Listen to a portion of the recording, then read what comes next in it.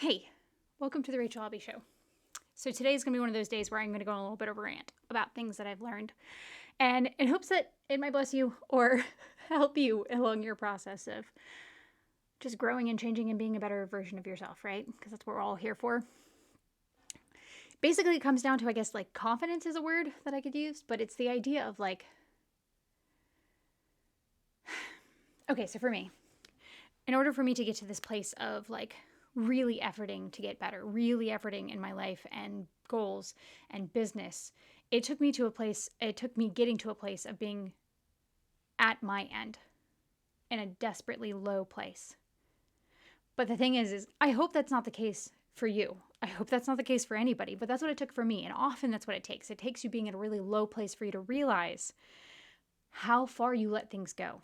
How far you let those like small moments of discontentment and small moments of just drudgery where you keep living for the weekend, or you keep living for your next vacation, or you keep living for the next time you get to go shopping, or whatever your thing is.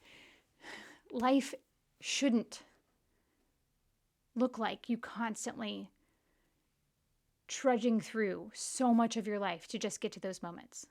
That's not what it should look like. And it doesn't have to look like anybody else's life, but it's a thing inside. It's a thing that you have to decide for yourself what that is. But anyway, for me to realize how much I was just taking for granted and how much I was actually unhappy in my day-to-day life and how much I was being not present and like just wasting years of my life and days of wishing away, I had to get to a really desperate place. But that doesn't have to be the case for everybody. It can be you have a wake-up call. But for a lot of people, you're just living in a sad, just, can't wait for Friday kind of way. And you may not even realize the extent of what the sad is, if that makes sense. Like, life is fleeting and short. Please don't live it where you're wasting away and wishing away 5 out of your 7 days a week. Money isn't that important.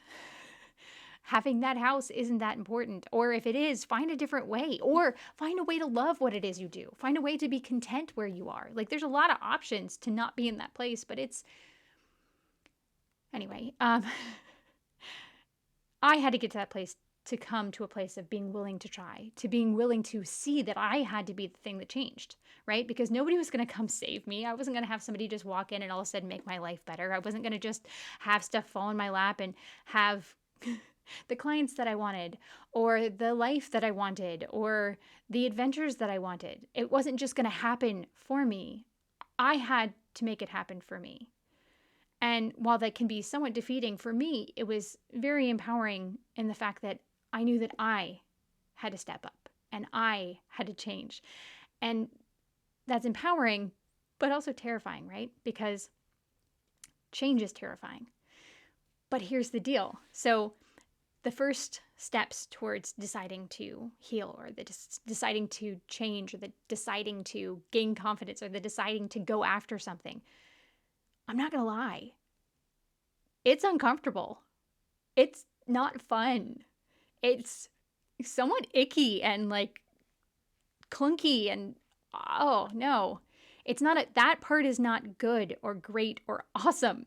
But taking that step of not good, not great, not awesome, that part after you've done it is.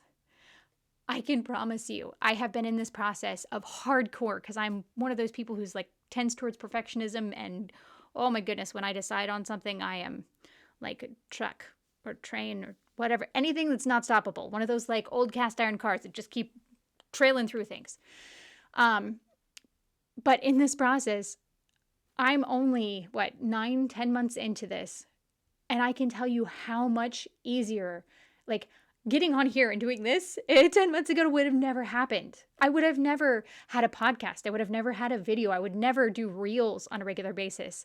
I wouldn't be confident when talking to clients like I am now. I am still the same, like before I was the capable person I was, but I wasn't able to confidently communicate about it because I had imposter syndrome. I had so many different things. And the silly part is it doesn't go away. It just gets different. Now I get imposter syndrome about new and different things that I haven't done. It's not talking to clients. It's not getting on a video. It's not talking on the phone. It's not doing a podcast. It's me talking to myself. The bully still exists, or me finding a new situation that I didn't realize I hadn't faced yet.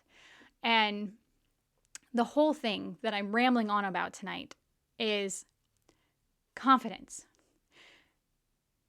You might be sitting there thinking, yeah, I'll do that when. When's never going to get here. You're not going to be in a place of when you're confident or when you're ready or when the time is right. There is no time that's right. Your life is going to be chaotic and overwhelming for always. I'm sorry. It just is. It's just you learn how to deal with it differently. And you solve those problems, and then, you know what? You get bigger problems. Think about your kids, if you have kids. Like, they have all of these things that seem so overwhelming, and for you, you're like, oh, come on, right? It's the same thing throughout the entire process of life. You keep getting better at the problems you have, and you start seeing the bigger problems to solve. And they may not even be your own. It could be environmental problems that you're trying to solve. It could be, people problems and cultural problems you're trying to solve. But the win's not going to happen. It's not going to be a perfect time. It's not going to be a place where you're confident. It's not going to be when things are, just a little bit more calm, or when you're ready. Confidence is gained through action is the better way to put it. So if you want to get better at getting in front of the camera, guess what? That's going to be the awful pill of just getting in front of the camera and talking. You want to get better at talking to clients? You're going to have to talk to clients more. You can practice on other people that you feel more comfortable with first. If you want to get better with talking on the phone, you're going to have to talk on the phone. If you're going to want to get better at writing, you're going to have to write, and it's going to be painful. No matter what it is you're feeling, if you want to have those confidence, you're going to have to decide that what you want is more important than feeling fearful and doing it. And yeah, guess what? You're going to fail. Everybody who ever starts anything fails over and over and over again. But the secret is, if you're not trying, you've already failed. If you're not going after it, you are already at a place of net zero fail.